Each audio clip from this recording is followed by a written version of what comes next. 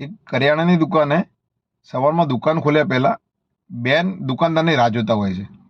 જેવી દુકાનદાર દુકાન ખોલે તરત બેન અંદર જઈને એમના હાથમાં 10 રૂપિયા નોટ આપે છે અને કહે છે કે ગઈકાલે તમારે ત્યાંથી હું સીધું સામાન લઈ ગઈ હતી, એમાં તમારા 10 રૂપિયા મારી જોડે વધારે આવી ગયા હતા, એ તમને હું પાછા આપવા આવી છું. દુકાનદારને નવાઈ લાગે છે કે બેન, તમને જ્યાં સુધી હું જાણું છું તમે અહીંયાથી 3 કિલોમીટર દૂર રહો છો અને તમે કાલે 1-2 રૂપિયા માટે મારી જોડે ભાવતાલ કરાવતા હતા અને અત્યારે તમે મને 10 રૂપિયા પાછા આપવા આવ્યા છો.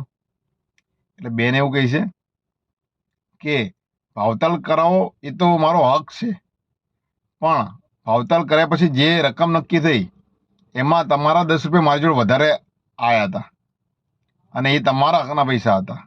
મારા ઘરવાળા જ્યારે જીવતા હતા એ કહીને ગયા હતા કે કોઈના હકનો પૈસો આપણી જોડે રાખવો નહીં, એ આપણા છોકરાને પણ ભોગવવાનું આવે છે, એટલે તમારા હકનો પૈસો છે આ તમારે રાખવો જોઈએ. બેને એમને પાછા આપીને નીકળી જાય છે. દુકાનદારને વિચાર આવે છે કે ગયા મહિને જે વ્યાપારી જોડેથી હું આ બધું સામાન લઉં છું એને 300 રૂપિયા મારી જોડે વધારે આવેલા હતા, તો મારે પણ એને પાછા આપી દેવા જોઈએ, ક્યાંક આપણા છોકરાને ભોગવવાનું આવે છે. દુકાનદાર તરત એ વ્યાપારી જોડે જાય છે અને એને પૈસા આપે છે. વ્યાપારી એમ કહે છે આપણે શું ભાગી જતું હતું, આપણે આવતા મહિને સમજી લેત. દુકાનદાર કહે છે ના, આ તમારા હકનો રૂપિયો છે, આ તમારી જોડે પહોંચી જવો જોઈએ, મારા છોકરાને પણ આ ભોગવવાનું આવે છે. આ વાત કરીને દુકાનદાર જતો રહે છે ને વ્યાપારીને પછી ઊંઘ આવતી નથી, 2 થી 3 દિવસ ઊંઘ નહીં આવતી.